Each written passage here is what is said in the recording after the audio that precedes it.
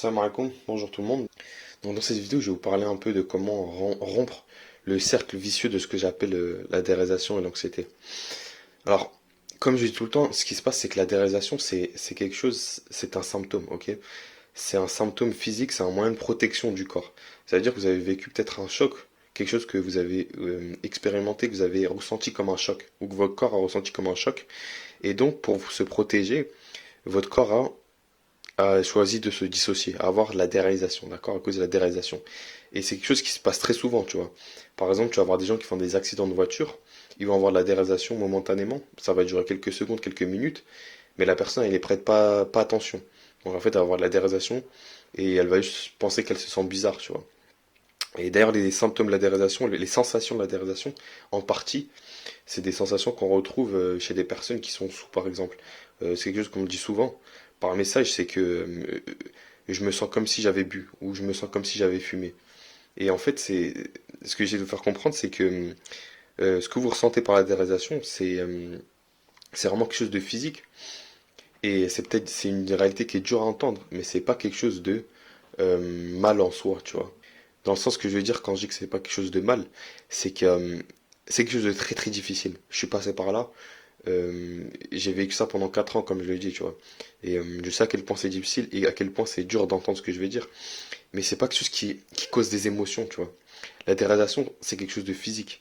Et c'est l'interprétation qu'on a de ça, c'est cette interprétation-là d'où vient le problème en réalité. Parce que l'anxiété, ça cause la déréalisation. L'anxiété, la déréalisation, c'est un symptôme de l'anxiété, tout comme l'éternuement, c'est un symptôme du rhume. Ça veut dire que t'es enrhumé, tu vas éternuer. Mais quand t'éternues, ça va pas te rendre enrhumé, tu vois. C'est pas parce que t'éternues que tu vas devenir enrhumé. Mais le contraire est vrai, tu vois. Si t'éternues, si t'es enrhumé, tu vas éternuer. Donc ce que je veux dire par là, c'est parce que vous ressentez de l'anxiété, vous alimentez cette déréalisation. Mais cette déréalisation-là, elle n'alimente pas l'anxiété. Et c'est cette croyance que la déréalisation, c'est quelque chose de mauvais, quelque chose qui vous rend anxieux, qui va faire qu'il y a un cercle vicieux qui se met en route. Vous avez de l'anxiété, vous avez de la déréalisation par conséquent, et donc vous voyez la déréalisation comme quelque chose de mauvais, comme quelque chose de dangereux, ça vous rend anxieux. Ça vous rend anxieux, donc ça vous cause encore plus d'anxiété. Et donc vous limitez à, je sais pas, vous limitez peut-être vos activités. Il y en a beaucoup qui font ça.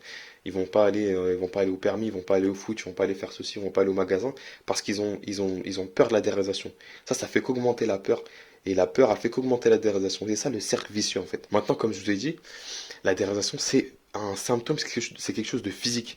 Et c'est vraiment quelque chose que vous expérimentez physiquement. Les symptômes même de l'anxiété en général que les gens y ressentent, même si ce soit une crise d'angoisse, c'est difficile à entendre ce que je vais dire, mais je vous demande juste au moins d'être ouvert à ce que je vous propose, à ce que je vais vous dire maintenant en fait.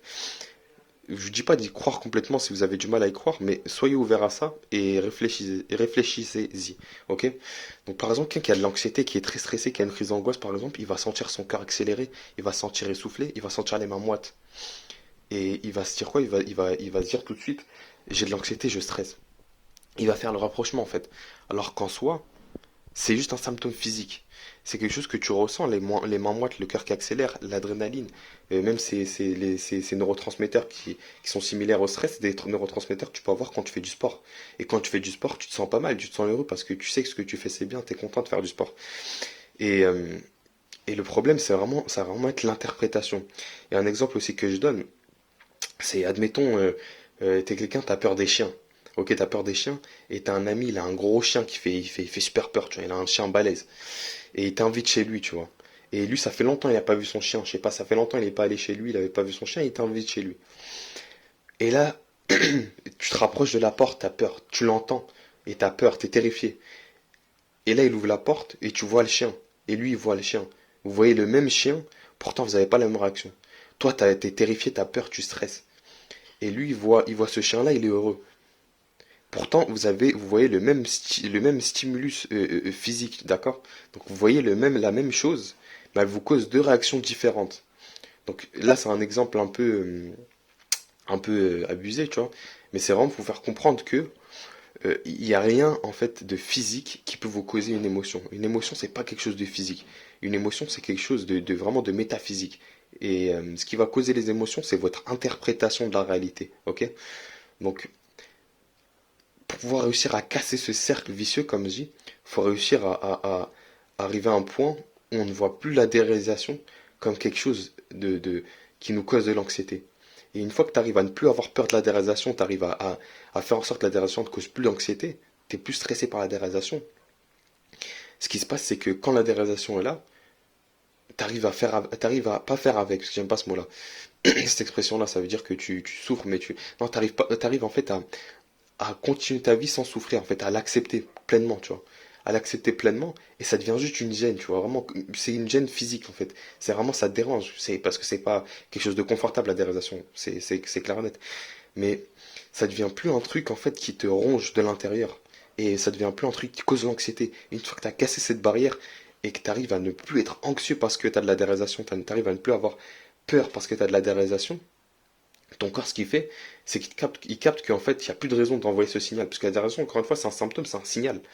Donc, il capte petit à petit qu'il n'y a plus de raison d'envoyer ce signal, tu vois. Donc, petit à petit, ce signal, il diminue, il diminue, il diminue. Mais toi, tu ne prêtes pas attention à l'origine, tu vois, tu ne prêtes plus attention. Et donc, à un moment donné, tu te retrouves à te dire, mais j'ai plus de déréalisation.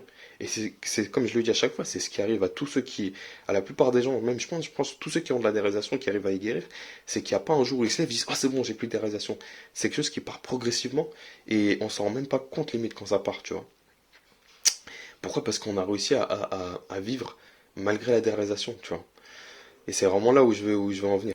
Donc voilà, le but de pouvoir guérir de la déréalisation, pouvoir casser cette chaîne, ce cercle vicieux, c'est de réussir à ne plus associer la déréalisation avec une émotion telle que l'anxiété ou le stress, avec une émotion, on va dire, négative. Tu vois, c'est de réussir à rationnellement réfléchir et se dire, ok, j'ai de la déréalisation, etc. Tout ce que je le ressens, etc. C'est pas confortable, c'est nul. Mais en soi, j'ai aucune raison d'avoir peur de ça, tu vois. Et pour réussir à cette conclusion-là, en fait, il faut vraiment réussir à l'affronter. C'est pour ça que je dis à tout le monde, il faut réussir à l'affronter, il faut réussir à faire ce que vous avez peur de faire malgré la déréalisation. Parce que, en fait, si vous l'affrontez pas, ça va rester quelque chose d'inconnu. Et l'inconnu, c'est quelque chose qui fait peur par définition. Mais une fois que vous l'affrontez et vous faites les choses qui vous font peur malgré la difficulté des symptômes, vous allez réussir à connaître la déréalisation.